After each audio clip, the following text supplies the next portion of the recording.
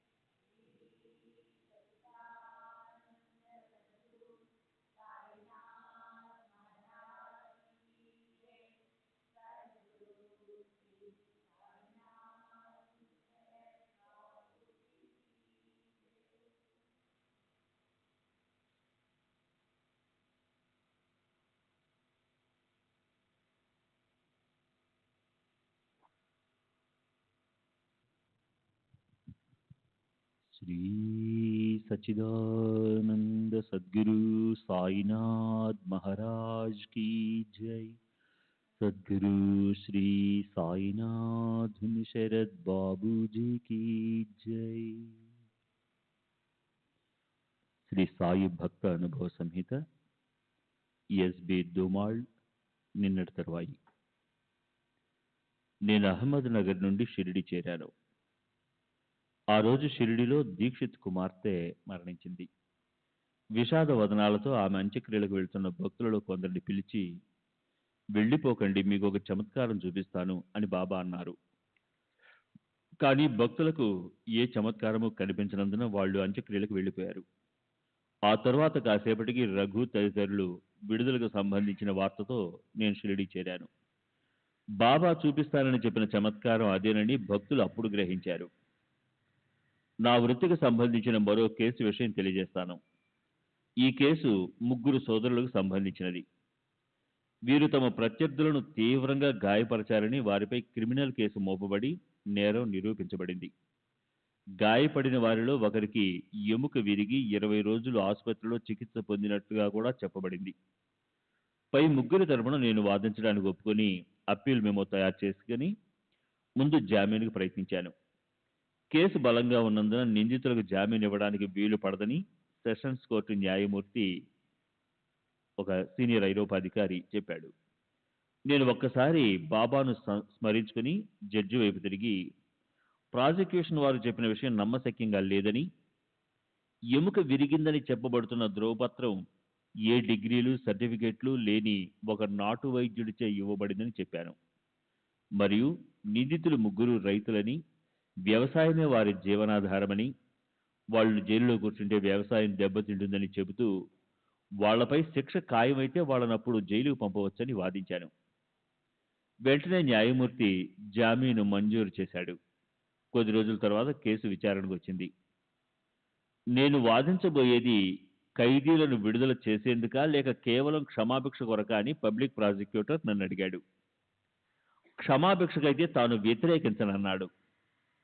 తీర్పు బలంగా ఉన్నప్పటికీ బాబాపై భారం వేసి ఖైదీల విడుదల కోసమే వాదిస్తానని చెప్పాను. ఒక నాటు వైద్యునిచే ఇవ్వబడిన ధ్రువపత్రాన్ని ఆధారం చేసుకుని ప్రమాదకరంగా గాయపరిచారని చెప్పడం సబబు కాదని వాదించాను. నేను శిక్ష రద్దు కొరకు వాదించడం మొదలుపెట్టినా చివరకు సాధ్యమైనంత వరకు శిక్షను తగ్గించమని న్యాయమూర్తిని వేడుకున్నాను. అందుకు న్యాయమూర్తి, నేను కోర్టు వారిని క్షమాభిక్ష కొరకే అభ్యర్థిస్తున్నప్పుడు అంతసేపు వాదించకుండా ఉండాల్సింది అంటూ ఒక నాటు వైద్యుడిచ్చిన ధ్రువపత్రం ఆధారంగా ప్రత్యర్థిని తీవ్రంగా గాయపరచారని ఎలా చెబుతున్నావు అని ప్రాసిక్యూటర్ని అడిగాడు. ప్రత్యర్థి 20 రోజులు చికిత్స పొందాడు కదా అని ప్రాసిక్యూటర్ జవాబు చెప్పాడు. అప్పుడు న్యాయమూర్తి, నీ వాదన 3వ తరగతి మేజిస్ట్రేట్ ముందు ప్రవేశపెట్టదగినది. నీవు సెషన్స్ కోర్టు న్యాయమూర్తి ముందు వాదిస్తున్నావన్న విషయం మర్చిపోయావు అని గద్దించాడు. దీని తర్వాత ప్రాసిక్యూటర్ మౌనం వహించాడు. దాంతో వాదన ముగిసింది. న్యాయమూర్తి అప్పీల్దారులను విడుదల చేశాడు. నా ప్రజా సంబంధిత కార్యక్రమాల గురించి మొదట చెప్పవలసింది ఏమంటే, నేను నాసిక్ జిల్లా లోకల్ బోర్డు అనధికార అధ్యక్షునిగా ప్రభుత్వంచే నియమించబడ్డాను. ఆ పదవిని నేను 1-11-1917 నుండి 13-5-1925 వరకు నిర్వహించాను. ఆ పదవిలో ఉన్నప్పుడు వేల కొలది సంతకాలు స్వయంగా, అంటే నా సంతకంతో తయారు చేయబడిన స్టాంపు ఉపయోగించకుండా పెట్టవలసి వచ్చేది. దీనికి రోజులో చాలా సమయం కేటాయించవలసి వచ్చేది. దీని ఫలితంగా నా న్యాయవాద వృత్తికి సమయం దొరకక అది బాగా కుట్టుబడింది. నేను కట్టే ఆదాయ పన్ను 260 రూపాయల నుండి సున్నాకు పడిపోయిందంటే నా సంపాదన ఎంత తరిగిపోయిందో తెలుసుకోవచ్చు. కానీ నా ఈ త్యాగానికి గుర్తింపుగా 1927లో నాకు రావు బహద్దూర్ అనే బిరుదు ప్రదానం చేయబడింది. అది ఏమంత పెద్ద గుర్తింపు కాకపోయినా దానికి తగిన ప్రాధాన్యత దానికి ఉన్నది కదా. బాబాపై భారం వేసి నా పని నేను నిర్వహించుకుంటూ పోయాను. ప్రతిరోజు జవాను ఆఫీస్ పేపర్లను తెచ్చి నా టేబుల్పై ఉంచేవాడు. ఒక్కొక్క పేపర్పై నేను సంతకం పెడుతుంటే జవాను ఆ కాగితాన్ని బ్లాటింగ్ పేపర్తో అద్ది పక్కన పెడుతుండాలి. ఇలా పేపర్లన్నింటిపై సంతకాలు పెట్టడానికి చాలా సమయం పట్టేది. ఒకరోజు నేను సంతకాలు పెట్టడానికి ఉపక్రమించాను. ఇంతలో నాకు బాగా తెలిసిన, నేను గౌరవించే ఒక వ్యక్తి నన్ను కలవడానికి వచ్చాడు. సంతకాల పని మరుసటి ఉదయానికి వాయిదా వేసి అతనితో అర్ధరాత్రి వరకు మాట్లాడుతూ గడిపాను. తర్వాత జవానును భోజనానికి పంపి నేను నిద్రపోయాను. మరునాటి ఉదయం ఊరు వెళ్లాల్సిన పని ఉండి పేపర్లపై సంతకాలు పెట్టకుండా ఆఫీసుకు పంపాను. తిరిగి రాత్రిగానే రాలేకపోయాను. యథావిధిగా సంతకాలు చేసేందుకు కూర్చున్నప్పుడు ఆ రోజు 4 పేపర్లు మాత్రమే కనిపించాయి. ముందు రోజు సంతకాలు చేయని పేపర్లను తెప్పించి చూస్తే వాటన్నిటిపై నా సంతకాలు ఉన్నాయి. ఆశ్చర్యం! నేను చేయకుండానే వేల పేపర్లపై నా సంతకం ఉండడం ఎలా సాధ్యమైంది? ఇది బాబా యొక్క మానవాతీత శక్తి వల్లే సంభవమైందని నేను గ్రహించాను. అలాగే బాబా చేసిన మరొక అద్భుత చర్య గురించి తప్పక చెప్పాలి. డిస్ట్రిక్ట్ లోకల్ బోర్డు అధ్యక్షునిగా ప్రాథమిక పాఠశాలలన్నీ నా అధీనంలోనే ఉండేవి. ఒకసారి నెల మొదటి వారంలో దీపావళి సెలవులు వచ్చాయి. టీచర్లందరికీ సెలవులకు ముందే జీతాలు చెల్లిస్తే బాగుంటుందని మహమ్మదీయుడైన విద్యాశాఖ అధికారి అభిప్రాయపడ్డాడు. మొదట నేను ఆ విషయం పెద్దగా పట్టించుకోలేదు. 2-3 రోజుల తర్వాత అతను అదే విషయం తిరిగి నాకు గుర్తు చేశాడు. నాకు అలా చేస్తే బాగుంటుందనిపించి అకౌంట్స్ ఆఫీసర్ను సంప్రదించాను. ప్రభుత్వం నుండి డబ్బు మంజూరు కాలేదని, అలాంటప్పుడు చెక్కు పంపడం అభ్యంతరకరమని అతను చెప్పాడు. అందువల్ల నేనేం చేయలేకపోయాను. మరలా విద్యాశాఖ అధికారి ఆ విషయాన్ని నా ముందుంచడంతో నేను అతని అభిప్రాయంతో ఏకీభవించి బాబా అనుమతి కోరదలిచాను. 2 చీటీలు రాసి బాబా పటం ముందుంచి ఒకదానిని తీయించాను. జీతాలు చెల్లించమనే చీటీ వచ్చింది. దీని వెంటనే చెక్కు రాయించి బ్యాంకుకు పంపి డబ్బు తెప్పించి టీచర్లందరికీ జీతాలు ఇచ్చాము. దీపావళి పర్వదినానికి ముందు జీతాలు ఇచ్చినందుకు అందరూ సంతోషించారు. అయితే అకౌంట్స్ ఆఫీసర్ అభ్యంతరాన్ని త్రోసిపుచ్చి చెక్కు పంపినందుకు ఏమవుతుందోనని కొంచెం ఆందోళన పడ్డాను. కానీ బాబా దయ వలన ఏమీ కాలేదు. ఆ తర్వాత చాలా కాలానికి జరిగిన ఆడిట్లో ఈ విషయంపై అభ్యంతరం లేవనెత్తారు. దానికి భవిష్యత్తులో అలా జరగకుండా ఉండేందుకు గుర్తుంచుకోవడమైనది అని నేను జవాబు రాసి పంపాను. అదంతటితో సమస్య పోయింది. శ్రీ సచ్చిదానంద సద్గురు సాయినాథ్ మహారాజ్ కీ జై. సద్గురు శ్రీ సాయినాథ్ శరద్ బాబూజీ కీ జై.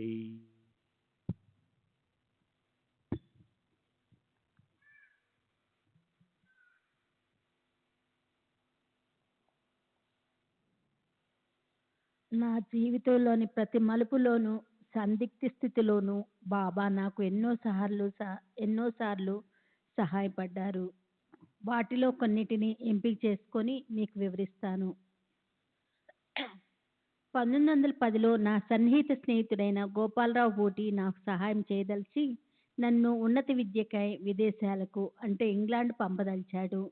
ఇంగ్లాండ్లో చదువుకయ్యే ఖర్చు, ప్రయాణం ఖర్చులు, నేను విదేశాల్లో ఉన్నప్పుడు ఇక్కడ అంటే ఇంటికయ్యే ఖర్చు అన్నీ తానే భరిస్తానని చెప్పాడు. మేము అన్ని ఏర్పాట్లు చేసుకొని బాబా అనుమతి కోసం వారిని దర్శించాము. శ్యామ: బాబా, బావును విదేశాలకు బెలాయత్తు పంపించమంటారా? బాబా: ఎందుకట? శ్యామ: ఉన్నత విద్య కోసం. బార్ ఎట్లా? బాబా: అతని అభిరుచి ఇలాయత్తు, దైవిచ్చ విలాయత్తు. విదేశాల్లో విలాయత్తు లేదు, ఈ దేశంలోనే ఉంది. అతను ఇంగ్లాండ్కి ఎందుకు వెళ్ళాలి? మనం ఎంత జాగ్రత్తగా ప్రణాళికలు వేసుకున్నప్పటికీ అవి తరచుగా తలక్రిందులవుతుంటాయి అని నేనప్పుడు తెలుసుకున్నాను. 1912లో జేజే హాస్పిటల్లో నాకు ఒక ఆపరేషన్ జరిగింది. అది క్లిష్టమైన ఆపరేషన్కు ముందు మత్తు ఇచ్చారు. మత్తులోనికి జారే ముందు నేను వెనుకకు తిరిగి చూశాను. నా తల వైపు ఆపరేషన్ టేబుల్ వద్ద బాబా ఒక కుర్చీలో కూర్చుని ఉన్నారు. బాబా నా వెంటే ఉన్నారన్న భరోసా కలిగింది. వారి దయ వల్ల ఆపరేషన్ విజయవంతంగా జరిగింది. 1915లో నన్ను నాసిక్లోని పబ్లిక్ ప్రాసిక్యూటర్ ఉద్యోగంలో చేరమని ప్రభుత్వం ఆహ్వానం పంపింది. నేను 2 రోజులు గడువు అడిగి బాబాను ఉత్తరం ద్వారా సంప్రదించాను. నువ్వు చేస్తున్న పని మంచిది, కొత్తదాన్ని అంగీకరించవద్దు అని బాబా నుండి వెంటనే సమాధానం వచ్చింది. వారి ఆదేశం మేరకు పబ్లిక్ ప్రాసిక్యూటర్ ఉద్యోగాన్ని నిరాకరించాను. 1918లో బాబా మహాసమాధికి కొద్ది రోజుల ముందు షిరిడి, పూనా మరికొన్ని ప్రాంతాల్లో ప్రమాదకరమైన విష జ్వరాలు అంటే ఇన్ఫ్లుయెంజా విజృంభించాయి. పూనాలోని నా అన్న భార్యకు ఈ జ్వరం సోకి ప్రమాదకర పరిస్థితి ఏర్పడిందని నాకు తంతి ద్వారా తెలియజేశారు. వెంటనే నేను అవసరానికి 80 రూపాయలు తీసుకొని మా అన్న దగ్గరకు బయలుదేరాను. నాసిక్ నుండి పూనా వెళ్లే దారిలోనే షిరిడి ఉంది కాబట్టి అక్కడ ఆగి బాబాను దర్శించి రోగికి ఊది ఆశీస్సులు తీసుకుని వెళ్దామని తలిచాను. వెళ్ళిన రోజే బాబా పలుమార్లు నన్ను దక్షిణ అడిగి నా దగ్గరున్న 80 రూపాయలు తీసేసుకున్నారు. ఇది నాకు అంత మంచి శకునంగా అనిపించలేదు. ఇక నా పూనా ప్రయాణం వల్ల ఎటువంటి ప్రయోజనం ఉండదనిపించింది. అయినా నేను పూనా వెళ్లేందుకు అనుమతించమని బాబాను కోరాను. వారు రాచ టీవీతో రేపు చూద్దాం ఊద్యా పాహు అన్నారు. అలా అంటూ 3 రోజులు నన్ను షిరిడీలోనే ఉంచారు. అంతలో మా వదిన చనిపోయినట్లు టెలిగ్రామ్ వచ్చింది. అప్పుడు నేను పూనా వెళ్లేందుకు బాబా అనుమతించారు. మా వదిన చనిపోతుందని, నేను అక్కడికి వెళ్ళినా ఫలితమేమీ ఉండదని సర్వజ్ఞులైన బాబాకు ముందే తెలుసు. అందుకే నన్ను షిరిడీలోనే ఆపేశారు. బాబా నిర్ణయానికి గల కారణాలను నేను తెలుసుకోలేను. కానీ ఏ విషయంలోనైనా వారే నిర్ణయం తీసుకోగల సమర్థులు. అందుకే ఎప్పట్లాగే వారిదే తుది నిర్ణయంగా భావించి ఆగిపోయాను. ఈ సంఘటన బాబా మహాసమాధికి కొద్ది రోజుల ముందు జరిగింది. అలా నన్ను షిరిడీలోనే ఉంచి తాము భౌతిక దేహంతో ఉన్న చివరి రోజుల్లో వారితో గడిపే మహాభాగ్యాన్ని నాకు ప్రసాదించారు. నేను డిస్ట్రిక్ట్ లోకల్ బోర్డు అధ్యక్షునిగా ఉన్నప్పుడు నా ఆర్థిక పరిస్థితి పూర్తిగా దిగజారిపోయింది. కానీ బాబా దయ వల్ల క్రమంగా పుంజుకొని మామూలు స్థితికి చేరుకోగలిగాను. నేను 1/9/1930 నుండి 9/4/1932 వరకు దేవార్ సంస్థానికి రెవెన్యూ మెంబర్గాను, 1932 సంవత్సరం నుండి 1933 ఆగస్టు వరకు సుర్గాన్ సంస్థానానికి సెక్రటరీగాను పనిచేశాను. నేను నాసిక్లో ఉన్నప్పుడు నా న్యాయవాది వృత్తి కొనసాగిస్తూనే ఉండేవాడిని. అందువల్ల ఒక్కరోజు కూడా ఖాళీగా ఉండేది కాదు. నేను సురగాన్ సంస్థానంలో పనిచేస్తున్నప్పుడు బాబా ఎంతో దయతో నాకు ఏ విధంగా ఆర్థిక సహాయం అందించారో చెప్పడానికి ఈ క్రింద అద్భుతలేలే నిదర్శనం. ఒకరోజు నేను భోజనం చేస్తున్నప్పుడు ఆ సంస్థాన్ ప్రధాని నా గదిలోనికి ప్రవేశించాడు. నేను భోజనం చేస్తున్నందున ఆయన్ను సగౌరవంగా ఆహ్వానించి ఉచితాసనంపై కూర్చోపెట్టలేకపోతున్నందుకు నన్ను క్షమించమని కోరాను. కానీ ఆయన నేరుగా ప్రక్కనే ఉన్న గదిలోనికి వెళ్ళి అక్కడ గోడకు తగిలించి ఉన్న బాబా పటాన్ని కొద్దిసేపు తదేకంగా చూసి తిరిగి నా గదికి వచ్చి మీ జీతం ₹50 పెంచుతున్నాను అని చెప్పి వెళ్ళిపోయాడు. నా జీతాన్ని పెంచమని నేను అసలు అడగలేదు. ఉద్యోగంలో చేరిన 15 రోజులకే నా ప్రయత్నమేమీ లేకుండా నా జీతం పెరగటం బాబా అనుగ్రహమే. బాబా మనపై చూపుతున్న ప్రేమ తల్లి తన బిడ్డపై చూపేటటువంటిదని అర్థమైంది. మావులీచే చిత్ లేకురాచే హిత్. బాబాను నేను పూజించే విధానం గురించి చెప్తాను. మొదట్లో నా పూజా మందిరంలో బాబా ఫోటోలు ఉండేవి. వాటితో పాటు తర్వాత బాబా యొక్క రంగుల చిత్రపటాలు కూడా ఉంచాను. బాబా నిల్చుని ధ్యాన నిమగ్నై ఉన్న పెద్ద పటము వాటన్నిటి మధ్యలో ఉండేది. ఆ పటం అంటే నాకు ఎంతో ఇష్టము. మొదట అది రాధాకృష్ణాయి దగ్గర ఉండేది. దాన్ని నాకు ఇవ్వమని ఆమెని ఒత్తిడి చేసి తీసుకున్నాను. ఆయన నుండి ఆ పటాన్ని తీసుకొని మసీదు దారిలో వెళుతున్నప్పుడు బాబా నన్ను లోనికి పిలిచి నా చేతిని ఉన్న పటాన్ని చూస్తూ ఏమిటది అని అడిగారు. ఇందులో మీరున్నారు అన్నాను. బాబా ఇటివ్వు అంటూ పటాన్ని తమ చేతిలో తీసుకొని దాన్ని ముందు వెనుక తదేకంగా చూసి తిరిగిచ్చి ఉంచు అన్నారు. బాబా స్పృశించి ఇచ్చిన చిత్రపటాన్ని వారి చేతుల మీదుగా తీసుకొని పూజించుకోవాలనే నా కోరిక అలా నెరవేరింది. అంతేకాదు దాన్ని చూసినప్పుడల్లా బావు నాకు రాత్రంతా నిద్ర లేదు, నీ గురించే ఆలోచిస్తూ ఉండిపోయాను అని బాబా నాతో అన్న సందర్భం గుర్తుకొచ్చేది. బాబా నాకు ప్రసాదించిన కానుకగా భావించి దానిని భక్తితో పూజిస్తున్నాను. ఈ ఫోటోలన్నిటినీ నేను ఎక్కడికి వెళితే అక్కడికి నా వెంటే తీసుకుని వెళ్ళేవాడిని. నేను దేవార్ సంస్థానంలో పనిచేస్తున్నప్పుడు నాసిక్ దేవార్ల మధ్య ఎన్నోసార్లు ప్రయాణించవలసి వచ్చేది. ప్రతిసారి ఫోటోలను నా వెంట తీసుకువెళ్ళటం చూసిన దేవార్లోని మా వంటవాడు ఒకసారి కొన్ని ఫోటోలను ఇక్కడే ఉంచవచ్చు కదా అన్నాడు. అదే ప్రశ్న తర్వాత నాసిక్లోని నా సోదరుని కుమారుడు కూడా అడగడంతో అప్పుడు నేను ఆ విషయంగా బాబా నిర్ణయం ఏమిటో తెలుసుకోవాలని తలచి బాబా పటం ముందు చీటీలు వేసేవాడిని. అలా చేసిన ప్రతిసారి ఫోటోలన్నీ తీసుకువెళ్ళమనే సమాధానం వచ్చేది. నేను పవిత్రంగా భద్రపరచుకోవటానికి బాబా నాకు కొన్ని వస్తువులు ప్రసాదించారు. ఒకసారి నన్ను ₹2 దక్షిణ అడిగి తీసుకొని వాటిని తిరిగి నాకే ఇచ్చి వీటిని భద్రంగా దాచుకో, ఎవరికీ ఇవ్వవద్దు, ఖర్చు పెట్టవద్దు. జాపూన్ తేవా కొనాలా దేవో నకో ఖర్చు కరో నకో అన్నారు. ఇంకోసారి అలాగే మరి ₹2 ఇచ్చి పై విధంగానే ఆదేశించారు. ఒకసారి నేను బూటీ కలిసి బాబాను దర్శించాము. బాబా బూటీని ₹20 దక్షిణ అడిగారు. అతను సమర్పించాడు.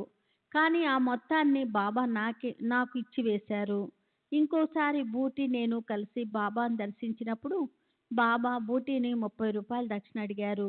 అతను సమర్పించాడు. బాబా ఆ ₹30ను తమ దోసిల్లోనికి తీసుకొని దోసిలి మూసి క్రిందికి పైకి ఆడించి వాటిని తమ 2 గుప్పిళ్ళలోకి తీసుకొని ఒక గుప్పెడు నాకు మరో గుప్పెడు బూటీకి ఇచ్చారు. మేము వాడాకెళ్ళి వాటిని లెక్కిస్తే సరిగ్గా చెరో ₹15 ఉన్నాయి. ఆశ్చర్యపోయాం. ఇవే కాకుండా వివిధ సందర్భాల్లో బాబా నాకు మరో ₹30 ఇచ్చారు. అలా బాబా నాకు ఇచ్చిన మొత్తము ₹69 అయింది. వీటిని బాబా నాపై చూపిన ప్రేమకు జ్ఞప్తిగా మాత్రమే కాక నాకు అదృష్టాన్ని తెచ్చిపెట్టే దివ్యమైన నాణ్యాలుగా భావించి చాలా జాగ్రత్తగా దాచుకున్నాను. శ్రీ సచ్చిదానంద సద్గురు సాయినాథ్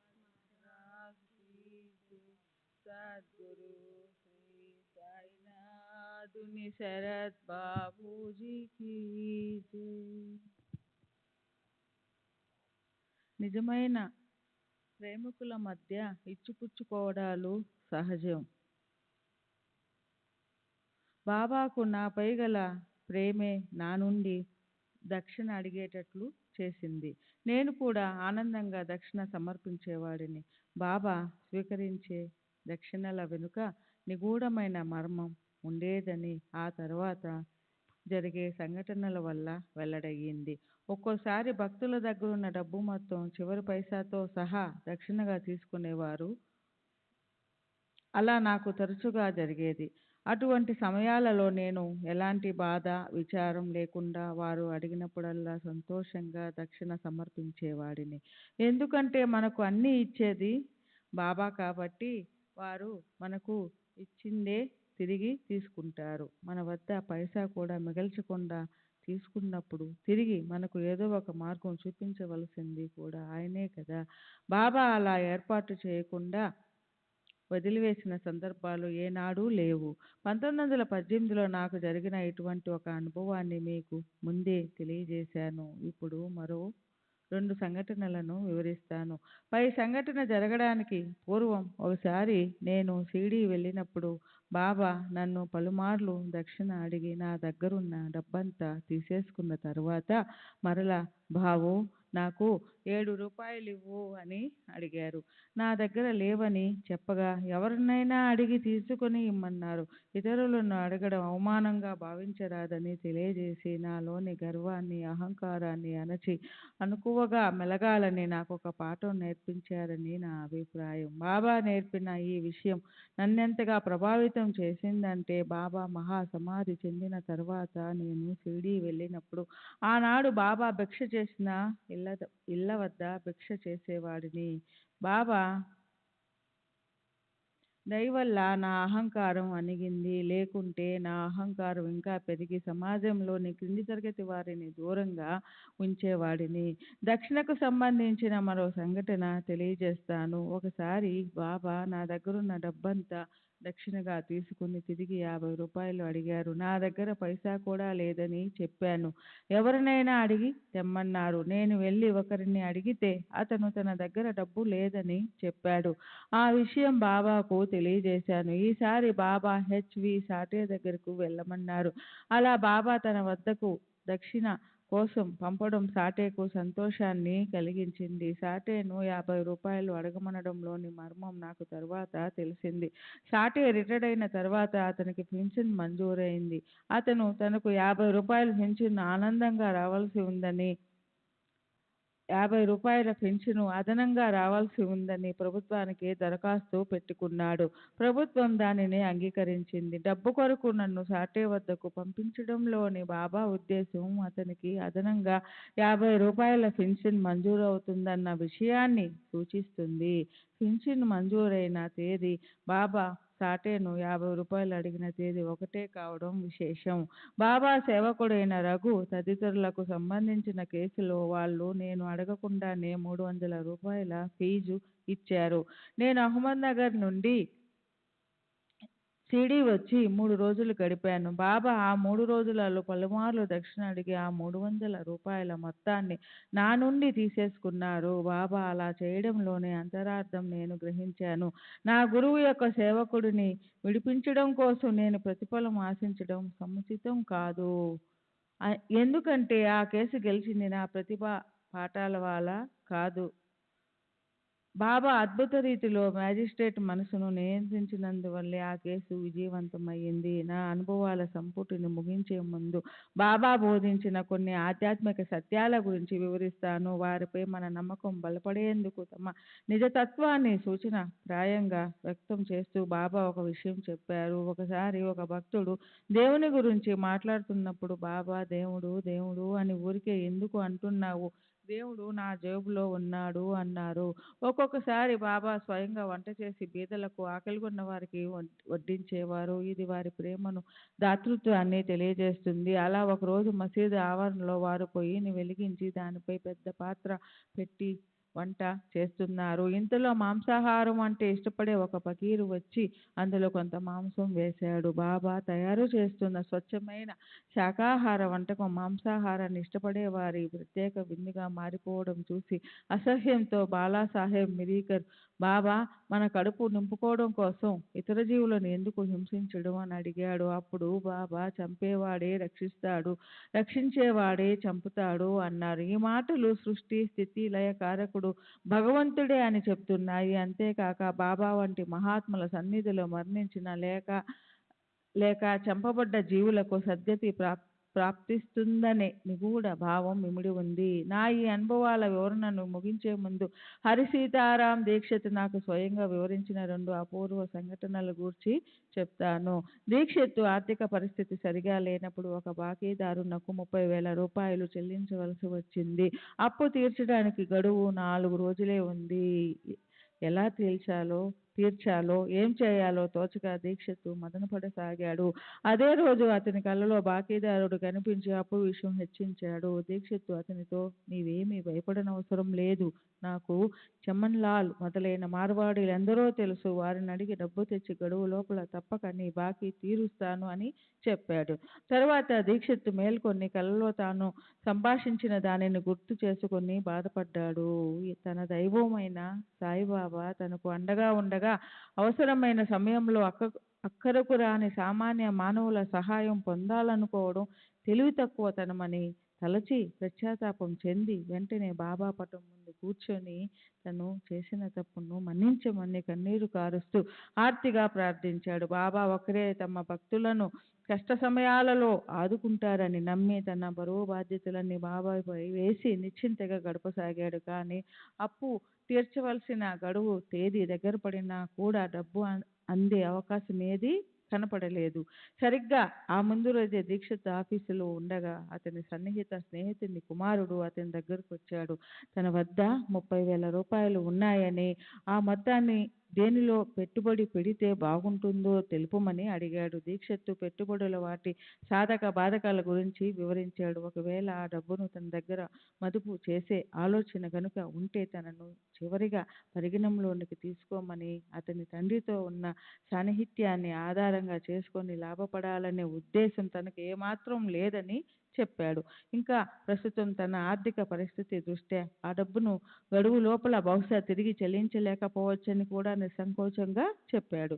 ఇదంతా విని ఆ వ్యక్తి ఏమాత్రం భయపడకపోగా అంత నిజాయితీగా ఉన్న విషయాలు ఉన్నట్లుగా చెప్పడం వల్లే దీక్షిత్తుకు ఆ డబ్బు ఇవ్వాలని నిర్ణయించుకున్నానని చెప్పాడు. పితృ సమానులను కష్ట సమయంలో సహాయం చేయకపోవడం భావ్యం కాదన్న భావంతో ఆ డబ్బు దీక్షిత్తు స్వీకరించవలసిందే అని పట్టుబట్టాడు.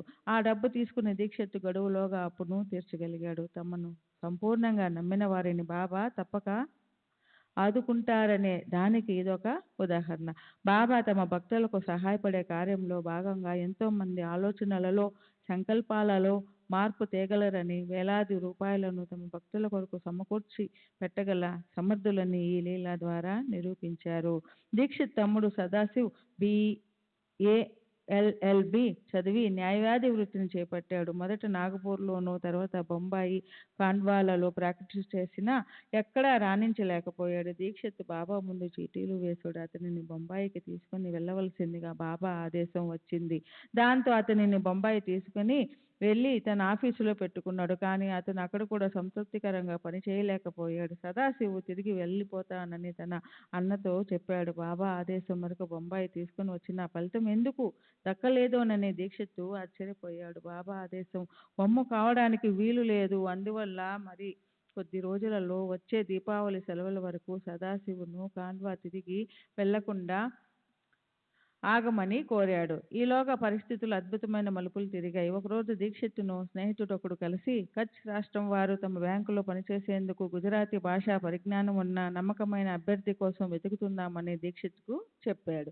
దీక్షిత్ తన తమ్ముని విషయం ప్రస్తావించాడు. ఆ స్నేహితుడు తనకు సదాశివు ఖాళీగా ఉన్న విషయం తెలియదని, అతడైతే తనకు మరీ సంతోషమని అన్నాడు. వెంటనే కచ్చిరాష్ట్రం వారికి అతడిని సిఫారసు చేశాడు.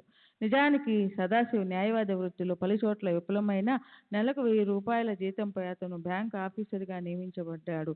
సదాశివ్ ఆ ఉద్యోగంలో చాలా కాలం పనిచేశాడు. దీనిని బట్టి బాబా సదాశివును బొంబాయి వెళ్ళమని ఆదేశించడంలోని ఆంతర్యం అతనికి శాశ్వత ప్రయోజనం చేకూర్చుందికే అని అర్థమయ్యింది. శ్రీ సచ్చిదానంద సద్గురు సాయినాథ్ మహారాజ్ కీ జై.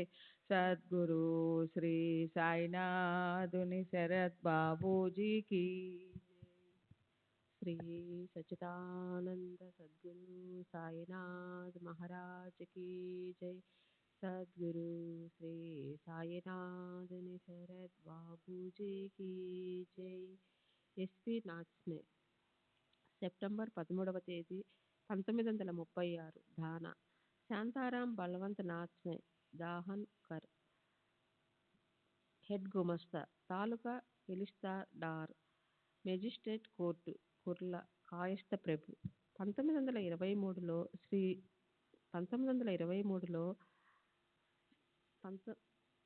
1923లో సాయిలీలా మాసపత్రికలో నా అనుభవాలు కొన్ని ప్రచురింపబడ్డాయి. ఈ పత్రికలను అన్ని తరగతుల ప్రజలు చదువుతారనే అభిప్రాయం ఉంది. కాబట్టి సామాన్య ప్రజలు విశ్వసించని, అర్థం చేసుకోలేని, వారి అవగాహనకు అందని విషయాలను చెప్పకుండా సంగ్రహంగా నా అనుభవాలను తెలియజేశాను. చాలా కాలం అయినప్పటికీ నా అనుభవాలన్నిటినీ గుర్తుకు తెచ్చుకునేందుకు ప్రయత్నించి చెప్పగలిగినవన్నీ పూర్తి వివరాలతో మీకు తెలియచేస్తాను. 1923 తర్వాత నాకు కలిగిన అనుభవాలు కూడా చెబుతాను. 1909లో జరిగిన కొన్ని సంఘటనలకు శ్రీ సాయిబాబాకు సంబంధం ఉన్నట్లుగా అప్పట్లో అనిపించలేదు. బొంబాయిలోని బజ్కర్ హాస్పిటల్లో మా అన్నగారికి గొంతు దగ్గర ఆపరేషన్ చేయవలసి వచ్చింది. మేమందరము ఆ ఆపరేషన్ విషయమే మదనపడుతూ ఆదుర్దాగా ఉన్నాము. అప్పుడు నేను దహానులో ఉన్నాను. మా ఇంటికి ఒక సాధువు వచ్చి 2 రొట్టె ముక్కలుంటే పెట్టమని అడిగాడు. మేం అతనిని లోనికి ఆహ్వానించి సాధారణంగా కూర్చోబెట్టి భోజనం వడ్డించాము. మా వదినగారు ఆ సాధువుకు అన్ని పదార్థాలు వడ్డించింది కానీ సాధువులకు వడ్డించదగినది కాదని తలచి బెండకాయ కూర వడ్డించలేదు. అయితే ఆ సాధువు ప్రత్యేకంగా ఆ కూరనే అడిగి పెట్టించుకుని తిన్నాడు. భోంచేసిన తరువాత ఆయన మమ్మల్ని అందరినీ ఆశీర్వదించి హాస్పిటల్లో ఆపరేషన్ విజయవంతంగా జరిగిందని చెప్పాడు. అదే రోజు నా స్నేహితుడు హరిబాబు మేరేశ్వర్ పాన్సే సాయిబాబా కృప వలన అంతా చక్కగా జరుగుతుందని అన్నాడు. నేను సాయిబాబా పేరు వినడం అదే మొదటిసారి. అప్పుడు నాకు బాబా గురించి ఏమీ తెలియదు. కానీ పాన్సేకు తెలుసని స్పష్టమైంది.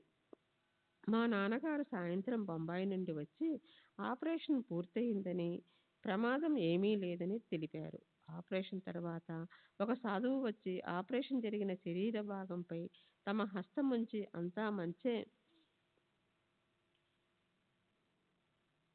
మంచే జరుగుతుందని ఆశీర్వదించి వెళ్ళిపోయాడని కూడా చెప్పారు. మా అన్నగారి ఆపరేషన్ విజయవంతమై వారు త్వరలోనే కోలుకుని ఆరోగ్యవంతులయ్యారు. శ్రీ సచ్చిదానంద సద్గురు సాయినాథ్ మహారాజ్ కీ జై. సద్గురు శ్రీ సాయినాథ్ శరత్ బాబూజీ కీ జై. అదే సంవత్సరం మా నాన్నగారు దాసగను చేసిన కీర్తనకు హాజరయ్యారు. ఆ కీర్తనలో సాయిబాబా సాక్షాత్తు దత్తాత్రేయుని అవతారమని, అద్భుత శక్తిమంతులని, అత్యంత కరుణామూర్తులని దాసగను మహారాజ్ వర్ణించడం జరిగింది. ఆ తరువాత మేము సాయిబాబా ఫోటోను తెచ్చుకొని ప్రతిదినం సాంబ్రాణి కడ్డీలు వెలిగించి పూజించేవాళ్ళం. నేను 1912లో మొదటిసారిగా షిరిడీ వెళ్ళాను. అప్పటికి నేను రెవెన్యూ సబార్డినేట్ పరీక్షలు రాసి ఉన్నాను. ఫలితాలు వచ్చే ముందు శంకర్ బాలకృష్ణ వైద్య, అచ్యుత దాతే అను 2 స్నేహితులతో కలిసి షిరిడీ బయలుదేరాను. మేము రైల్లో ప్రయాణించి కోపర్గాం స్టేషన్లో దిగాము. మేము సాయిబాబాను దర్శించడానికి వెళుతున్నామని తెలుసుకున్న స్టేషన్ మాస్టరు సాయిబాబా తన గారడీ విద్యలతో ప్రజలను ఆకర్షించే మోసగాడని, ఆయనకు లేని గౌరవాన్ని ఆపాదిస్తున్నారని నోటికొచ్చినట్లు వాగాడు. సాయిబాబాపై అతని ప్రేలాపన మా మనసులను ఎంతో కలతపరిచింది. ఇంతటి వ్యయ ప్రయాసల కోర్చి మేము దర్శించుకోబోతున్నది నిజమైన మహాత్ముడినేనా అన్న సంశయాన్ని రేకెత్తించింది. మేము షిరిడీ చేరేటప్పటికి బాబా లేండి తోట నుండి వస్తున్నారు. బాబా నా పరిస్థితిని గమనించినట్లు ఒక్కసారిగా నా వైపు చూసి నేనెవరో ఏమిటో మొదలైన వివరాలు చెప్పకముందే ఏమిటి మామల్తాదారు అనుమతి తీసుకోకుండా వచ్చావా అని అడిగారు. అవునని జవాబిచ్చాను. అలా ఎప్పుడూ చేయకు అని మందలించి వెళ్ళిపోయారు. స్టేషన్ మాస్టర్ చేసిన అనాలోచిత వ్యాఖ్యలతో నా మదిలో ఏర్పడిన శంకలన్నీ బాబా మాటల వల్ల తొలగిపోయాయి. నేను సర్వజ్ఞులైన ఒక మహాత్ముని ముందు నిలబడి ఉన్నానని అర్థమైంది. మేము షిరిడీలో 3 రోజులున్నాము. ఆ 3 రోజులలో బాబా యొక్క మహిమలు, వారు భక్తులపై కురిపిస్తున్న ప్రేమానురాగాలు స్పష్టమవడంతో వారిపై దృఢమైన భక్తి విశ్వాసాలు ఏర్పడి అప్పటి నుండి వారిని పూజించసాగాను. బాబా నాపై ప్రత్యేకమైన అభిమానం చూపారు. వారు స్వయంగా నా చేతిలోని ఊది తీసి నా నుదిటిపై పెట్టారు. ఇది అందరికీ లభించే భాగ్యం కాదు. ఒకరోజు ఆరతి సమయానికి మసీదు చేరిన భక్తులతో పాటు నేను ఉన్నాను. బాబా నన్ను చూసి వాడాకెళ్ళి భోంచేసి రమ్మన్నారు. బాబా, ఈ రోజు ఏకాదశి అన్నాను. సాధారణంగా నేను ఏకాదశి రోజులలో ఉపవాసం ఉండను. కానీ నా 2 మిత్రులకు ఏకాదశి రోజు ఉపవాసం ఉండే అలవాటుంది. నా మిత్రులు ఉపవాసిస్తుండగా నేను మాత్రం భోంచేయడం బాగుండదని నేను ఉపవాసం ఉంటున్నాను. బాబాకు నేను ఉపవసించడం ఇష్టం లేదు. వైద్య దాతేలను చూపిస్తూ, వీళ్ళు పిచ్చివాళ్ళు, నువ్వు వాడాకు వెళ్ళి భోజనం చేసిరా అని బాబా నాతో అన్నారు. నేను వాడాకెళ్ళి భోజనం పెట్టమని అడిగాను. వాడాలో భోజనం వడ్డించే వ్యక్తి ఏకాదశి పూట కూడా భోజనం కోసం ఆరాటపడుతున్నానని గొణుక్కుంటూ ఆరతి అయ్యేంత వరకు భోజనం పెట్టనని చెప్పి మసీదుకు బయలుదేరాడు. నేను అతని వెంటే వెళ్ళాను. నన్ను చూస్తూనే భోజనం చేశావా అని బాబా మళ్ళీ అడిగారు. బాబా, ఆరతి వేళ అయింది కదా, ఆరతి అయిన తరువాత భోజనం చేస్తాను అన్నాను. కానీ బాబా పట్టుబట్టి, ఆరతి ఆగుతుందిలే, నువ్వు భోజనం చేసి వచ్చిన తరువాతే మొదలవుతుంది, వెళ్ళిరా అని ఆదేశించారు. భోజనశాలతనకు ఇక తప్పనిసరే నాకు భోజనం పెట్టాడు. నేను భోంచేసి మసీదుకు తిరిగి వచ్చాను. అదే సమయానికి మౌసి అనే భక్తురాలు బాబాకు తాంబూలం సమర్పించింది. బాబా ఆ తాంబూలం నాకిచ్చి తినమన్నారు. ఏకాదశి రోజున తాంబూల సేవనం నిషిద్ధం కాబట్టి నేను తినడానికి సంశయించాను. కానీ బాబా తిను అని మళ్ళీ అన్నారు. నేను ఆ తాంబూలం వేసుకొని నమలసాగాను. ఆ తరువాతే ఆరతి మొదలైంది. ఆరతి అయిన తరువాత బాబా నా వద్ద 4 రూపాయలు, వైద్య వద్ద 16 రూపాయలు దక్షిణ తీసుకున్నారు. దాతే బాబాకు దక్షిణ సమర్పించాలనుకోలేదు కనుక బాబా అతనిని దక్షిణ అడగలేదు. అప్పుడు ఒక మార్వాడి బాలిక బాబాను సమీపించి నారింజ పండు కావాలని అడిగింది. దాతే తన అల్పాహారం కొరకు కొన్ని నారింజ పండ్లు వాడాలో దాచుకొని మిగతా వాటిని బాబాకు సమర్పించాడు. సర్వజ్ఞులైన బాబాకు తెలియని విషయమంటూ ఏదీ ఉండదు కదా. దాతేను వాడాకెళ్ళి నారింజ పండ్లు తీసుకురమ్మన్నారు. కానీ దాతే వాటిని ఫలాహారం కోసం దాచుకున్నానని చెప్పి బాబా అడిగినప్పటికీ వాటిని ఇచ్చేందుకు నిరాకరించాడు. బాబా కూడా అతన్ని మరీ ఒత్తిడి చేయలేదు.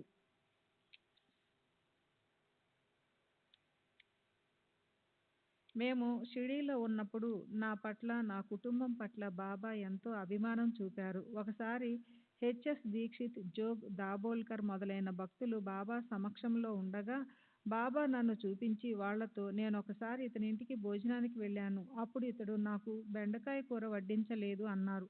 ఆ మాటలు వినగానే 1909లో మా అన్నగారికి ఆపరేషన్ జరిగినప్పుడు మా ఇంటికి వచ్చిన సాధువు రూపం నా మనసులో మెదిలింది. అంటే మాకు తెలియకుండానే 1909 నుండే బాబా ఇతర సాధువుల రూపంలో మా కుటుంబాన్ని కాపాడుతూ వస్తున్నారని నాకు అర్థమైంది. దహనులో సాధువు మా ఇంటికి వచ్చినప్పుడు మా వదిన ఆయనకు బెండకాయ కూర వడ్డించని సంగతిని అక్కడున్న దీక్షిత్, జోగ్ దాబోల్కర్లకు ఆ తరువాత తెలియజేశాను.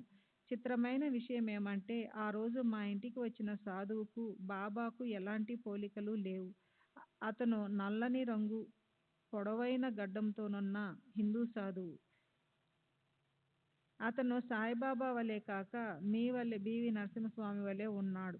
అంతేకాక ఆపరేషన్ జరిగిన 2-3 రోజుల తరువాత దహనులో అతనిని చూసి దగ్గరగా పరిశీలించాను కూడా. కొన్ని రోజుల తరువాత అతను దహన్ నుండి వెళ్ళిపోయినట్లున్నాడు. నాకు మళ్ళీ కనబడలేదు. కానీ బాబా 1912లో పలికిన మాటలను బట్టి బాహ్యంగా రూపురేఖల్లో తేడాలున్నప్పటికీ వారే ఆ రూపంలో మా ఇంటికి వచ్చారని నిర్ధారణ అయింది. నేను వ్రాసిన డిపార్ట్మెంటల్ పరీక్షలో ఎటువంటి ఫలితం వస్తుందని బాబాను అడిగాను. అల్లా మాలిక్ అంటూ బాబా తమ వరదహస్తాన్ని నా తలపై ఉంచారు. నేను ఆ పరీక్షలో ఉత్తీర్ణుడయ్యాను.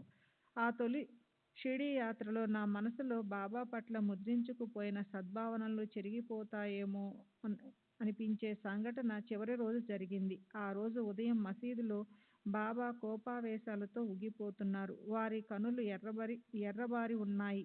వారి కోపానికి కారణం ఎవరికీ అంతుబట్టలేదు. 15 నిమిషాల పాటు అందరినీ భయభ్రాంతులను చేశారు. బాబాను సమీపించడానికి ఎవరూ సాహసించలేదు. స్టేషన్ మాస్టరు చెప్పినట్లుగా వారు పిచ్చివారేమో అన్న అనుమానం కలిగింది. కానీ కాసేపటికి వారు శాంతించి మామూలు స్థితికి వచ్చారు. మేము వారి దగ్గరికెళ్ళి సెలవు కోరాము. బాబా ఊది ఇచ్చి వెళ్లేందుకు అనుమతినిచ్చారు. షిరిడీలో బాబా ప్రస్తావించిన విషయం అనగా నేను అనుమతి లేకుండా ఉద్యోగానికి గైరాజరైన సంగతి మామలతదారైన నా పై అధికారి బివి దేవ్ గారు గమనించారు. కానీ దైవానుగ్రహం వలన నాకు శిక్ష పడలేదు. ఇంకోసారి ఆ విధంగా చేస్తే మాత్రం శిక్షింపబడతానని హెచ్చరించి వదిలివేశారు. నేను అడగకనే 1912లో బాబా మరో అనుభవాన్ని ఇచ్చారు. నేను ఠానా జిల్లాలోని దహనులో పనిచేస్తూ ఉండేవాడిని. గ్రామ ప్రాంతాల నుండి నగరానికి బదిలీ కావడం అంత సులభమేమీ కాదు. 1912లో నేను షిరిడీ వెళ్ళినప్పుడు బాబా ఉద్యోగానికి బొంబాయి రా అన్నారు. వారి ఆశీర్వాద ప్రభావం వల్ల నేను 1918లో బాంద్రాకు, బొంబాయి పరిసర ప్రాంతం బదిలీ అయ్యాను. ఆ తరువాత నేను తరచుగా షిరిడీ వెళ్ళి బాబాను దర్శించేవాడిని. 1913లో ఒకసారి షిరిడీ బయలుదేరుతున్నప్పుడు నా స్నేహితుడు హరిభావ్ ఎం. ఫాన్సే నన్ను కలిశాడు. అప్పుడతనికి ఆఫీసు డబ్బు దుర్వినియోగపరిచాడనే నేరంపై జైలు శిక్ష విధించి ఉన్నారు. అతను జామీనుపై బయటకు వచ్చాడు. ఆ కేసు తాలూకు అప్పీలు ఆ రోజో లేక మర్నాడో విచారణకొస్తుంది. ఫాన్సే తన తరపున బాబా సహాయాన్ని అర్థించమని నన్ను కోరాడు. నేను ఆపదలో ఉన్నానని, ఏ నేరమూ చేయలేదని బాబాకు చెప్పు అన్నాడు. నేను షిరిడీ వెళ్ళి చావడిలో కాకడ ఆర్తి జరుగుతున్నప్పుడు బాబాను దర్శించాను. వారు చాలా కోపంగా ఉన్నారు. నేను చెప్పకముందే ఫాన్సే కేసు విషయాన్ని బాబా ప్రస్తావిస్తూ అతను అప్పీలుపై విడుదలవుతాడు, చింతించనవసరం లేదని చెప్పు అన్నారు. నేను షిరిడీ నుండి తిరిగి వచ్చిన తర్వాత ఫాన్సేను కలిసి ఈ విషయం తెలియజేశాను. బాబా దయ వలన అతను అప్పటికే విడుదలైనట్లు నాకు చెప్పాడు. అదే సంవత్సరం 1913 నేను షిరిడీలో ఉండగా ఒకరోజు మనం పిచ్చివాళ్లను నమ్మకూడదు అన్నారు. ఇది అందరినీ ఉద్దేశించి చెప్పినదే కానీ నాకు ప్రత్యేకంగా చెప్పినది కాదని అనుకున్నాను. కానీ అది సాధారణ హితవాక్యం కాదని, నాకు ప్రత్యేకంగా చేసిన హెచ్చరిక అని 1914లో జరిగిన ఒక సంఘటన ద్వారా తెలిసింది. నేనప్పుడు దహనులో కోశాధికారిగా పనిచేస్తున్నాను.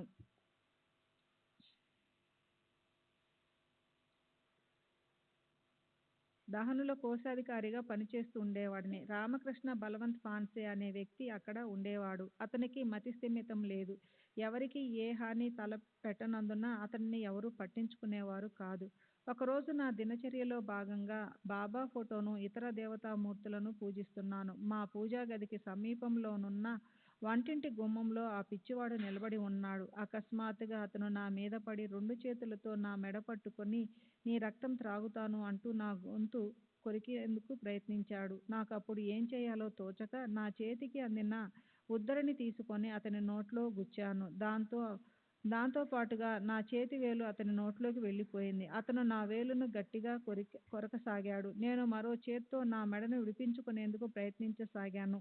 అతని గోళ్లు నా మెడలోనికి గుచ్చుకుపోయాయి. అంతలో మా అమ్మ పరుగున వచ్చి అతని పట్టు నుండి విడిపించడానికి సహాయపడింది. అప్పటికే నేను స్పృహ కోల్పోయాను. తరువాత ఏవో చికిత్సలు చేసి నన్ను మామూలు స్థితికి తెచ్చారు. నా వ్రేళ్లకైన గాయాలు కూడా మానిపోయాయి. ఆ తరువాత నేను షిరిడీ వెళ్ళినప్పుడు అక్కడున్న అన్నా చంచనీకర్ అను భక్తునికి బాబా నన్ను చూపించి అన్న నేను ఒక్క క్షణం ఆలస్యం చేసినా ఇతను చనిపోయి ఉండేవాడు. ఆ పిచ్చివాడు ఇతని గొంతు నులిమేసి ఉండేవాడు. అతని బారి నుండి నేను విడిపించాను. ఏం చేస్తాం? నా బిడ్డలను నేను కాపాడకపోతే మరెవరు కాపాడుతారు అన్నారు. శ్రీ సచిదానంద సద్గురు సాయినాథ్ మహారాజ్ కీ జై. శరత్ బాబూజీకి జై. 31/3/1915 మాకు ఒక భయానక సంఘటన ఎదురైంది. నేను, శాంతారాం, మోరేశ్వర్, పాన్సే మరికొందరు ఎడ్లబండిలో ఒక దట్టమైన అడవి గుండా రాత్రివేళ ప్రయాణిస్తూ రాన్షేట్ కనుమ వద్దకు వచ్చాము. ఆ ప్రదేశంలో పెద్ద పులుల బెడద ఎక్కువ అని చెబుతారు. అకస్మాత్తు ఒకచోట భయంతో ఎద్దులు వెనుకకు నడవసాగాయి. అదృష్టవశాత్తు అవి బండిని ప్రక్కకు లాగలేదు. ఆ ఇరుకు దారిలో బండి ఏమాత్రం పక్కకు జరిగినా అక్కడున్న అగాధమైన లోయలో పడి ఎడ్లబండితో సహా మేమందరము నామరూపాలు లేకుండా పోయేవాళ్ళం. అంతలో శాంతారాం ఎదురుగా పొంచి ఉన్న ప్రమాదాన్ని చూపించాడు. మా బండికి కాస్త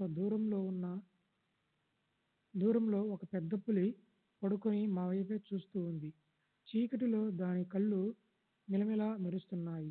బండి లోయలో పడిపోకుండా, చక్రాలు వెనక్కి వెళ్లకుండా అడ్డంగా పెద్ద రాయి గాని కర్ర గాని పెట్టేందుకు గాని శాంతారాం, పాన్సే క్రిందకు దిగదలిచి నన్ను బండి పగ్గాలు పట్టుకోమన్నాడు. నేను పగ్గాలు పట్టుకుని ఎలుగెత్తి జై సాయిబాబా, పరుగున వచ్చి మమ్మల్ని కాపాడు అని అరిచాను. మిగిలిన వారు కూడా పెద్దగా అరిచారు. దానితో పులి భయపడి మా బండి ప్రక్క నుండి వెళ్ళిపోయింది. బాబాపై నాకున్న నమ్మకమే నాకు ధైర్యాన్నిచ్చి ఆ సమయంలో బాబాను ఎలుగెత్తి పిలిచేలా చేసి ఆ ప్రమాదం నుండి బయటపడేసింది. పై సంఘటన జరిగిన తర్వాత అదే సంవత్సరం 1915లో షిరిడీ బయలుదేరాను.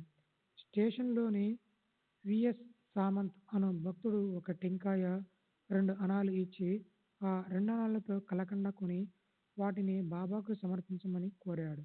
నేను షిరిడీ చేరి బాబాను దర్శించి టెంకాయ సమర్పించాను. కానీ సామంత్ ఇచ్చిన 2 అనాల విషయం పూర్తిగా మర్చిపోయాను. నేను ఇంటికి వెళ్ళడానికి బాబా అనుమతి కోరినప్పుడు అలాగే చితలి మీదుగా వెళ్ళు, కానీ ఈ పేద బ్రాహ్మణుడి 2 అనాలు నీ దగ్గర ఎందుకు పెట్టుకున్నావు? మాజే గరీబ్ బ్రాహ్మణాచే దో అనేక టే దోస్ అని బాబా అడిగారు. బాబా అన్న మాటతో నాకు ఆ సంగతి గుర్తుకొచ్చి సామంత్ ఇచ్చిన 2 అనాలు సమర్పించాను. నేను తిరిగి అనుమతి కొరకు ప్రార్థించినప్పుడు, ఇప్పుడు నీవు వెళ్ళవచ్చు. ఏదైనా పని చేస్తానని ఎవరి దగ్గరైనా ఒప్పుకుంటే దాన్ని బాధ్యతాయుతంగా నిర్వహించు, లేదా ఒప్పుకోకు అని నవ్వుతూ హితవు పలికారు. ఒకసారి నేను షిరిడీలో ఉన్నప్పుడు శంకరరావు బాలకృష్ణ వైద్య వచ్చారు. బాబా అతన్ని 16 రూపాయలు దక్షిణ అడిగారు. శంకర్రావు తన వద్ద డబ్బు లేదని చెప్పాడు. కాసేపాగి మళ్ళీ శంకర్రావును 32 రూపాయలు దక్షిణ అడిగారు. శంకర్రావు మళ్ళీ అదే సమాధానం ఇచ్చాడు. మరి కాసేపాగి ఈసారి 64 రూపాయలు దక్షిణ అడిగారు. బాబా, మేము ధనవంతులం కాదు, మా దగ్గర అంతంత పెద్ద మొత్తాలు ఎలా ఉంటాయి అన్నాము. అయితే వసూలు చేసి ఇవ్వండి అన్నారు బాబా. ఈ మాటలు బాబా త్రికాలజ్ఞతకు అద్దం పడతాయని మాకు తర్వాత తెలిసింది. ఎలాగంటే కొన్ని రోజుల తర్వాత బాబా అస్వస్థకు గురయ్యారు. అప్పుడు నామసప్తాహం జరిగింది. వచ్చిన వారందరికీ పెద్ద ఎత్తున అన్న సంతర్పణ జరిపేందుకు చందాలు సేకరించాల్సి వచ్చింది. దాబోల్కర్ ఆదేశానుసారం నేను, శంకర్రావు చందాలు వసూలు చేశాము. వసూలైన మొత్తం సరిగ్గా 64 రూపాయలు మాత్రమే. ఆ డబ్బు షిరిడీ పంపాము. ప్లేగు జ్వరంతో బాధపడుతున్న రావుజీ సకారం వైద్య కుమారుడు మోరు కొరకు నేను బాబా ఊదిని ఇచ్చాను. ఊది మహిమతో జ్వరం తగ్గింది. తలాటీగా పనిచేసే పరశురాం అప్పాజీ నాచ్నే ఒక దీర్ఘవ్యాధితో బాధపడేవాడు. కాస్త వైద్య పరిజ్ఞానం ఉన్న మా నాన్న మరికొందరు వైద్యులు చేసిన చికిత్సలు విఫలమయ్యాయి. కానీ బాబా పటం ముందు సాంబ్రాణి కడ్డీలు, అఖండ నేతి దీపం వెలిగించి ప్రార్థించడం ద్వారా అతని వ్యాధి నయమైంది.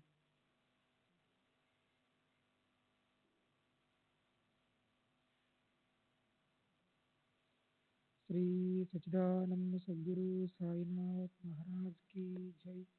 సద్గురు శ్రీ సాయినాథనేశ్వర స్వామి.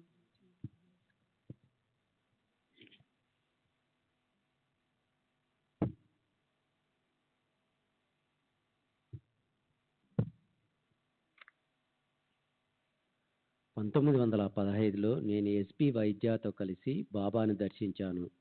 అతను బాబాకు వెండి పాదుకలు సమర్పించాడు. వాటిని బాబా చేతుల మీదుగా తీసుకొని పూజించుకోవాలని అతని ఉద్దేశం. కానీ బాబా వాటిని నాకు బహూకరించారు. నేను వాటిని వైద్యాకి ఇవ్వటమే సరైనదని అతనికి ఇచ్చేశాను. మాధవరావు దేశపాండే కల్పించుకోవటంతో పాదుకలు తిరిగి నా వద్దకే వచ్చాయి. వైద్య వద్ద మరొక జత పాదుకలు ఉన్నాయి. బాబా స్వయంగా ఆ పాదుకలు అడిగి తీసుకొని వాటిని కూడా నాకే బహూకరించి వీటిని నీ వద్ద ఉంచుకొని పూజించుకో అన్నారు. నేను, బాబా ఇవి వైద్య చేయించినవి, అతనికే చెందాలి కదా అని అడిగాను. అందుకు బాబా, ప్రస్తుతానికి నీవే ఉంచుకో, కావాలంటే తరువాత అతనికి ఇవ్వవచ్చు అన్నారు. నేను వాటిని కొద్ది రోజులు నా దగ్గరే ఉంచుకొని తర్వాత ఒక జత పాదుకలు వైద్యకు ఇచ్చాను. బాబా తమ భక్తుల ఛాందస భావాలను నిరసించేవారు. అందరినీ సమదృష్టితో చూసేవారని, బాబా చెంత అందరికీ ఒకే న్యాయమని తెలియజేసే సంఘటన ఒకటి ఉదహరిస్తాను. 1915లో మే నెలలో మా అత్తగారు తదితరులతో కలిసి నేను షిరిడీ వెళ్ళాను. మేమప్పుడు సాటేవాడలో బస చేశాం. మేమున్న వాడాలోనే దాదా కేల్కర్ అను పూర్వాచార పరాయణుడైన బ్రాహ్మణుడు ఉండేవాడు. అతనికి ఉల్లిపాయలంటే అసహ్యం. ఒకరోజు ఉదయం మా అత్తగారు వంటకు ఉల్లిపాయలు తరుగుతూ ఉంది. అది చూసి కేల్కర్ ఆమెను దూషించాడు. మా అత్తగారు ఎంతో నొచ్చుకున్నారు. అలా జరిగిన కొన్ని గంటల తర్వాత కేల్కర్ మనుమరాలు తీవ్రమైన కంటి నొప్పితో బాధపడసాగింది. కేల్కర్ బాబా దగ్గరికి వెళ్ళి తన మనుమరాలి బాధను తగ్గించమని వేడుకున్నాడు. ఉల్లిపాయలతో కాపడం పెట్టు అని బాబా చెప్పారు. కేల్కర్, ఉల్లిపాయలను ఎక్కడి నుంచి తెచ్చేది బాబా అని అడిగాడు. బాబా దగ్గర ఎప్పుడూ ఉల్లిపాయలుండేవి. అందువల్ల బాబానే తనకు ఉల్లిపాయలు ఇస్తారనే ఉద్దేశంతో కేల్కర్ పై విధంగా అడిగి ఉండవచ్చు. కానీ బాబా ఆంతర్యం మరో విధంగా ఉంది. మా అత్తగారిని చూపిస్తూ, ఈ తల్లిని అడుగు ఇస్తుంది అన్నారు. తన మనసులో అణిచిపెట్టుకున్న బాధను సరైన రీతిలో పోగొట్టుకునే అవకాశాన్ని బాబా మా అత్తగారికి కల్పించారు. తాను ఆ ఉదయమే వంటకు ఉల్లిపాయలు తరుగుతుంటే దాదా తనను దూషించాడని, తనకు ఇవ్వాలని లేకపోయినా బాబా ఇవ్వమంటే ఇస్తానని చెప్పింది. బాబా ఆదేశించటంతో మా అత్తగారు కేల్కర్కు ఉల్లిపాయలు ఇచ్చింది. మాకు సంతానం లేదు. పుట్టిన బిడ్డలు పురిటిలోనే చనిపోతూ వచ్చారు. అందువలన మాకు సంతానం ప్రసాదించమని మా అత్తగారు బాబాను ప్రార్థించింది. మా అత్తగారి అభ్యర్థనపై మాధవరావు దేశపాండే నా భార్యను బాబా వద్దకు తీసుకెళ్లి ఒక టెంకాయను ఆమె చీర చెరువులో వేయమని బాబాను అభ్యర్థించాడు. నా భార్యకు టెంకాయ ఇస్తున్నప్పుడు బాబా కళ్ళు చెమర్చాయి. తర్వాత బాబా నన్ను దగ్గర కూర్చోబెట్టుకుని తమ పాదాలు పట్టమన్నారు. నేను బాబా పాదాలు పడుతుండగా వారు తమ చేతితో నా వీపుని నిమిరారు. బాబా నాపై చూపుతున్న కరుణకు నేను వారికి కృతజ్ఞతలు తెలుపుతూ, పిచ్చివాడు నన్ను చంపటానికి వచ్చినప్పుడు బాబా ఫోటో నా దగ్గర ఉన్నందువలే నేను రక్షించబడ్డానని వారితో అన్నాను. బాబా నా మాటలు విని, భగవంతుడే యజమాని, అల్లా మాలిక్ హై, అన్నీ వారి ఆజ్ఞ ప్రకారమే జరుగుతాయి అన్నారు. తర్వాత మేమిద్దరం ఆలింగనం చేసుకున్నాము. బాబా తమ భక్తులందరి పట్ల ఎంతో ఆదరణ చూపేవారు. అంతేకాక ఒక భక్తుడు తమకు చేసే సేవలో మరొకరు జోక్యం చేసుకోవటం వారికి బొత్తిగా నచ్చేది కాదు. ఇప్పుడు నేను చెప్పబోయే సంఘటన దానికి నిదర్శనం. ఒకరోజు బాబా తమకు కడుపు నొప్పిగా ఉందని చెప్పారు. ఇంతలో మావసీబాయ్ ఒక ఇటుకను ఎర్రగా కాల్చి బాబా పొత్తి కడుపుపై పెట్టింది. 10 నిమిషాలు దానిని అలాగే ఉంచి తీసివేసింది. బాబా కాళ్ళు మర్దన చేస్తున్న నేను ఆమె సేవను చూసి అదొక క్రూరమైన చికిత్సగా అనుకున్నాను. తరువాత ఆమె ఇటుకను తీసి తన శక్తినంతా ఉపయోగించి బాబా కడుపును నొక్కసాగింది. అది చూసి నేను ఓర్చుకోలేక కాస్త నెమ్మదిగా వద్దు, బాబాకు బాధ కలుగుతుంది అన్నాను. బాబా వెంటనే పో అవతలికి అని నాతో గట్టిగా అన్నారు. నేను అక్కడి నుంచి వెళ్ళిపోయాను. ఆ రాత్రి 8 గంటలకు నేను మసీదుకు వెళ్ళి నాకు ఇవ్వమని బాబాను ప్రార్థిస్తూ ఏ జపం చేసుకోమంటారు అని అడిగాను. వారు వెంటనే దేవ్పూర్, కోపర్గాం నుండి 20 మైళ్ళ దూరంలో ఉన్న గ్రామం వెళ్ళి అక్కడ మీ పూర్వీకులు పూజించిన శిలలను పూజించుకో అన్నారు. దహనకు వెళ్ళిన తర్వాత బాబా మాటలలోని అర్థం మా నాన్నగారిని అడిగాను. దేవ్పూర్లోని విగ్రహాలను మా పూర్వీకులు పూజించిన విధాన్ని మా నాన్నగారు ఇలా చెప్పారు. 5 తరాల మునుపు మా పూర్వీకుడైన బాబా ప్రయాగ్కు 60 సంవత్సరాల వరకు సంతానం లేదు. బాబా భగవత్ అను మహాత్ముని అనుగ్రహంతో కొంతమందికి సంతానం కలిగిందని అతనికి తెలిసింది. బాబా భగవత్ ఏక్నాథ్ మహారాజ్ గారి శిష్యుడు. వారు చాలా అరుదుగా త్రయంబకంలో నివృత్తినాథ్ ఆలయానికి వస్తూ ఉండేవారు. అలా వచ్చినప్పుడు బాబా ప్రయాగ్ సంతానం కొరకు వారిని దర్శించగా ఆయన ఆశీర్వదించి ఒక టెంకాయను ప్రసాదించారు. ఆ తర్వాత బాబా ప్రయాగ్కు 61 సంవత్సరాల వయసులో మగపిల్లవాడు పుట్టాడు. ఆ బాబుకి కృష్ణారావు అని నామకరణం చేశారు. 7 ఏడాది వయస్సు ఉన్న ఆ పిల్లవాడిని భగవద్ దేవ్పూర్కి తీసుకువెళ్ళి జ్ఞానేశ్వరి వ్రాతప్రతిని ఇచ్చి ఆశీర్వదించి పంపారు. ఆ వ్రాతపతి ఎంత మహిమ కలగదంటే దానిని బయటికి తీసినప్పుడల్లా శుభ సంకేతాలు కనిపిస్తాయి. ఆ వ్రాతపత్రిని మా ముందు ఉంచారు.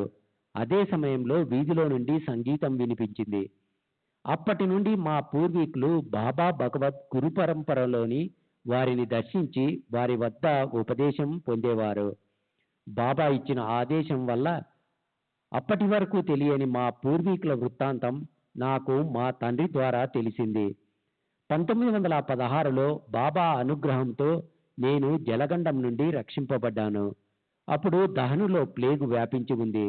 నేను ఆఫీస్కి వెళ్లేందుకు ఒక చిన్న సముద్రపు పాయను దాటి వెళ్ళవలసి వచ్చేది. ఒకరోజు ఆఫీస్ నుండి ఆలస్యంగా బయలుదేరాను. అప్పుడు పాయను దాటడానికి పడవ ఏదీ లేదు. ఒక పిల్లవాడి సాయంతో దోణిలో సముద్రపు పాయను దాటుతున్నాను. నేను ఒకవైపు కొద్దిగా వాలినందున దోణె తలక్రిందులైంది. మేము నీటిలో పడిపోయాము. నన్ను కాపాడమని ఆర్తిగా బాబాను ప్రార్థించాను. దోణె నడిపే పిల్లవాడు గజఈతగాడు, చాలా చురుకైన వాడు. నేను నీటిలో మునిగిపోతున్న సమయంలో దూరంగా నిలిచి ఉన్న ఓడ నుండి నీటిపై తేలుతున్న త్రాడును నా పైకి విసిరి పట్టుకోమన్నాడు.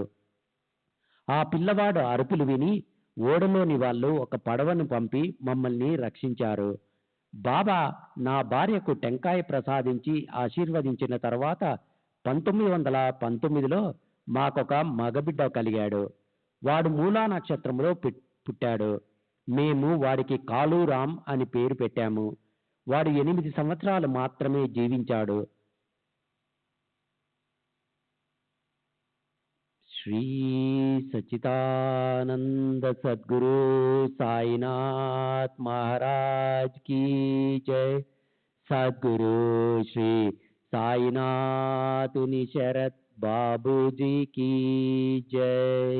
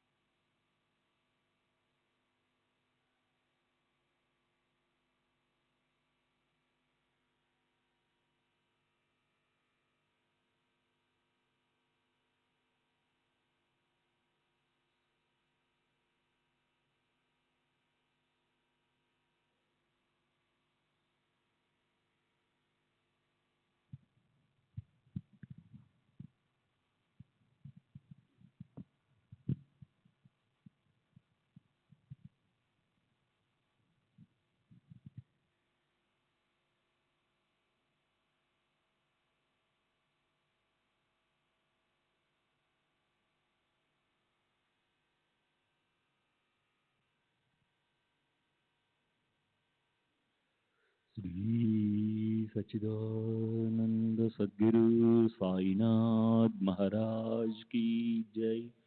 सद्गुरु श्री साईनाथ शरद बाबू जी की जय। साई रहम नजर करना, बच्चों का पालन करना। साई रहम नजर करना, बच्चों का पालन करना। जाना तुमने जगत पसारा, सब ही झूठ जमाना। जाना तुमने जगत पसारा, सब ही झूठ जमाना। साई रहम नजर करना, बच्चों का पालन करना। साई रहम नजर करना, बच्चों का पालन करना। मैं अंधा हूँ बंदा आपका, मुझसे पढ़ दिखलाना। मैं अंधा हूँ बंदा आपका, मुझसे पढ़ दिखलाना। साई रहम नजर करना, बच्चों का पालन करना। साई रहम नजर करना, बच्चों का पालन करना। दासगण कहे अब क्या बोलूं, थक गई मेरी रसना। दासगण कहे अब क्या बोलूं, थक गई मेरी रसना। साई रहम नजर करना, बच्चों का पालन करना। साई रहम नजर करना, बच्चों का पालन करना। रहमो नजर करो अब मोरे साई, तुम बिना नहीं मुझे बाप बाई। रहमो नजर करो मैं अंधा हूँ बंदा तुम्हारा। मैं अंधा हूँ बंदा तुम्हारा। मैं ना जानू, मैं ना जानू, मैं ना जानू अल्लाह इलाही। रहमो नजर करो, रहमो नजर करो अब मोरे साई। तुम बिना नहीं मुझे माँ बाप बाई। रहमो नजर करो काली जमाना मैंने गमाया। काली जमाना मैंने गमाया।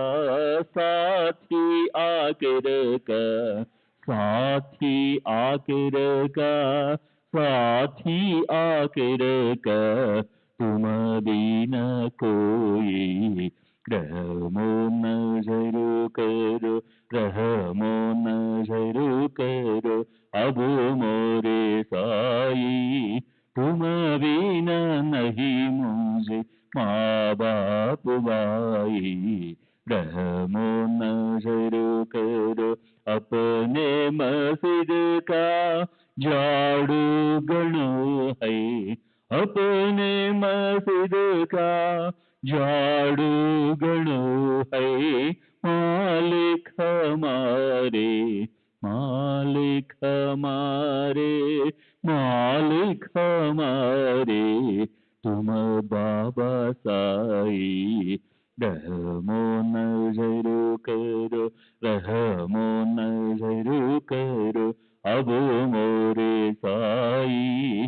तुम बिना नहीं मुझे माँ बाप बाई। रहमो नजर करो। श्री सच्चिदानंद सद्गुरु साईनाथ महाराज की जय। सद्गुरु श्री साईनाथ निशरद बाबू जी की जय।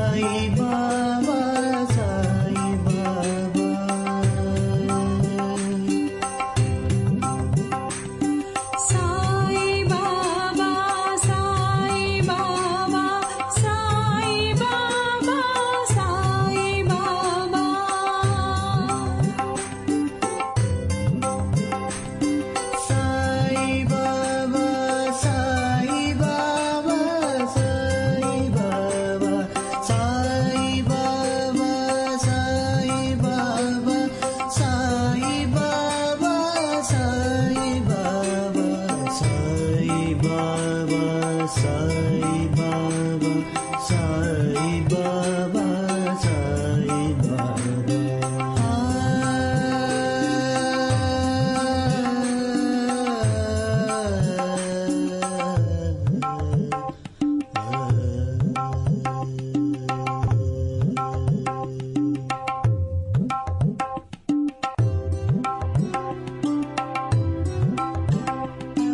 సాయి బాబా సాయి బాబా సాయి